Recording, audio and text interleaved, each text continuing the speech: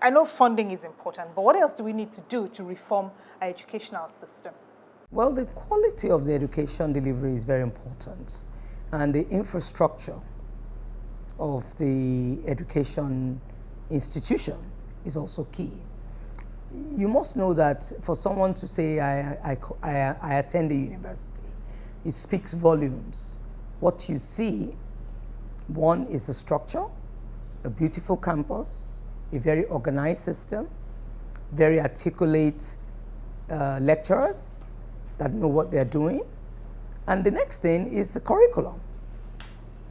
The curriculum, the courses, the delivery of those courses, the extracurricular activities, the molding of the students, the molding of the students into different aspects of their lifestyles.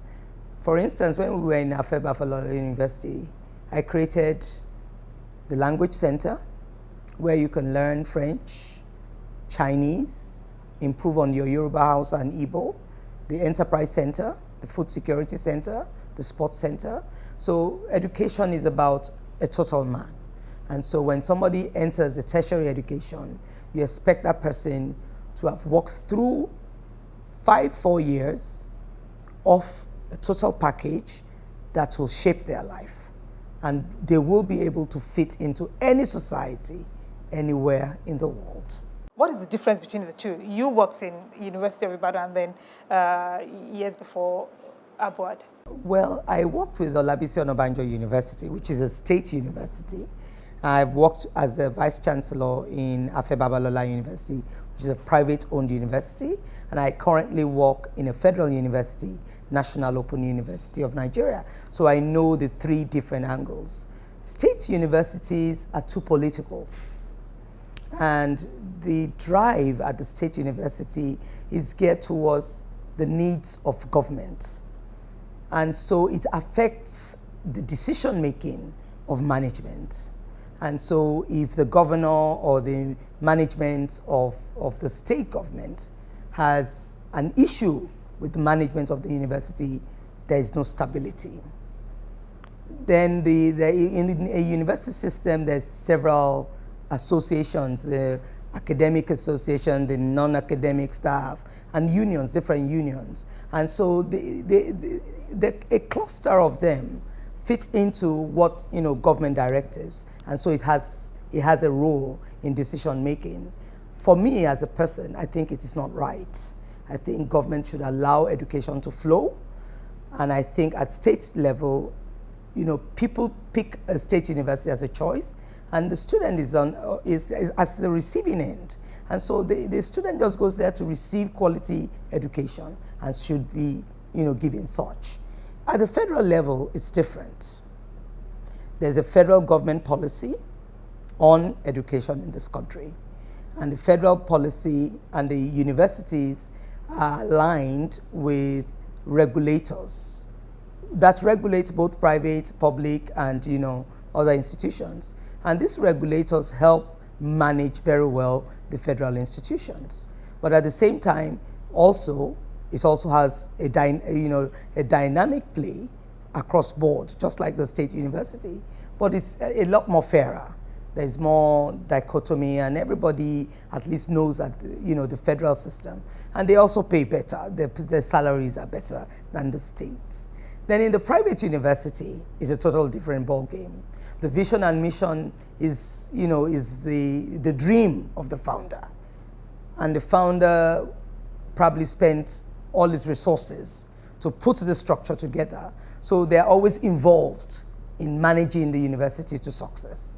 And that is the difference. Whereas the private university, founder should relax and allow the vice chancellor and the management of the university to drive the vision. But when you consult with them, they'll say, well, I spent all my resources establishing the university, so they can't sit back. So you don't blame them when they invest billions of naira to set up the university, and they have invested all their life savings. So sometimes you allow them, but nevertheless, the goal is for a student to receive quality education and be a total person. Running a university must be tough. How much tougher is it running a startup university at a time when the established ones were struggling?